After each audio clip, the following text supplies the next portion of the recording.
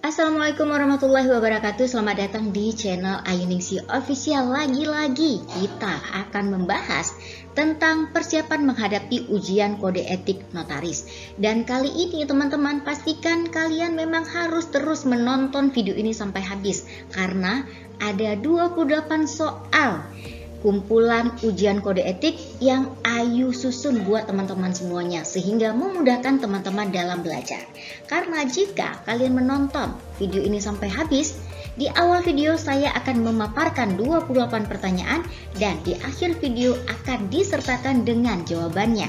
Jadi sebaiknya sebelum ke jawabannya, teman-teman mencoba dulu untuk menjawab pertanyaan-pertanyaan yang saya berikan. Jadi pastikan terus sebelum menonton kalian untuk subscribe video ini, komen, like, and share ke teman-teman yang lainnya. Kita mulai ya dengan soal yang pertama. Jadi pastikan juga teman-teman untuk menyiapkan ballpoint sebagai latihan juga, karena saya tidak akan langsung memberikan jawabannya, tapi jawabannya akan ada pada akhir video ini. Yang pertama, sebutkan kewajiban, larangan, dan pengecualian yang diatur dalam kode etik notaris.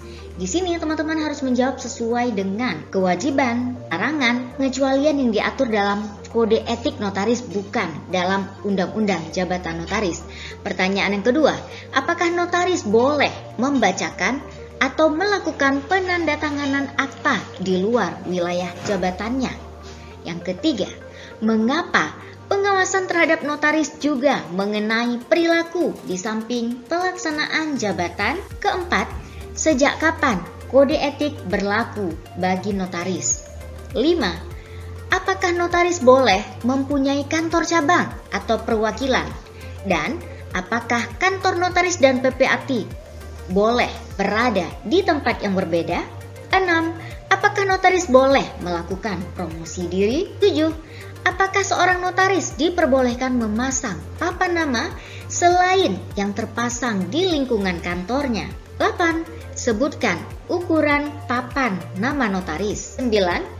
Apakah notaris diperbolehkan untuk melakukan kerjasama dengan biro jasa atau orang atau badan hukum yang pada hakikatnya bertindak sebagai perantara untuk mendapatkan klien? 10.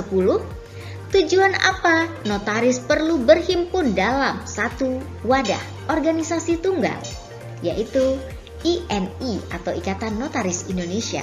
11. Apakah yang dimaksud dengan ini atau Ikatan Notaris Indonesia? 12. Jelaskan jenis dan syarat keanggotaan dalam perkumpulan ini. 13. Pengawasan terhadap notaris meliputi hal apa saja dan bagaimana mekanisme pelaksanaan pengawasan tersebut? 14. Apakah yang dimaksud dengan mahkamah perkumpulan?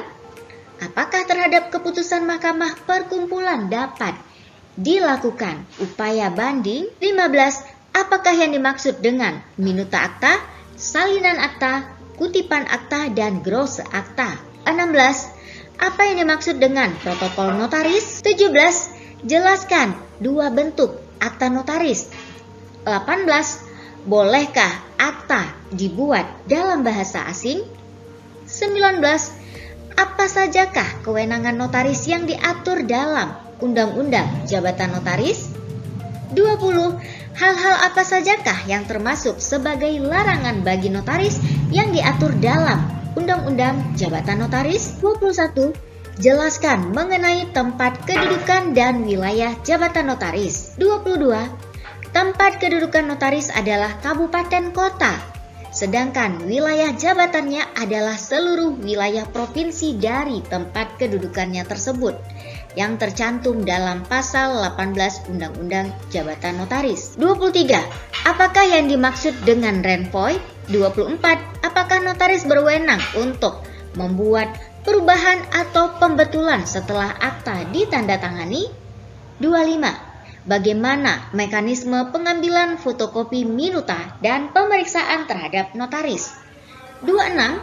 Setelah Anda menerima surat keputusan pengangkatan sebagai notaris, hal apa saja yang harus dipersiapkan oleh Anda untuk membuka kantor notaris tersebut? 27. Siapakah yang dimaksud dengan notaris? 28. Apakah yang dimaksud dengan akta notaris? Kita berikan waktu untuk teman-teman menjawab. Jika teman-teman sudah menjawab, silakan kita cocokkan jawaban teman-teman dengan jawaban saya berikut ini.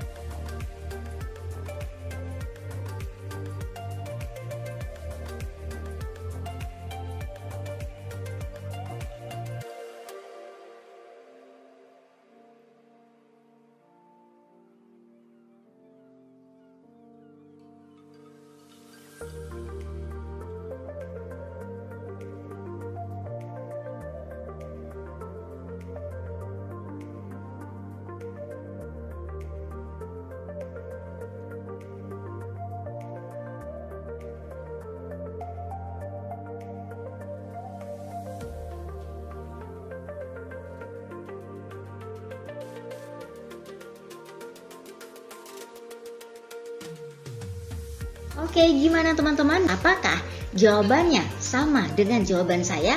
Pastikan teman-teman menguasai semua materi dan jawaban dari nomor 1 sampai nomor 28. Mudah-mudahan teman-teman bisa lulus UKM dengan maksimal. Terima kasih yang sudah menonton video ini, semoga bermanfaat. Sampai jumpa.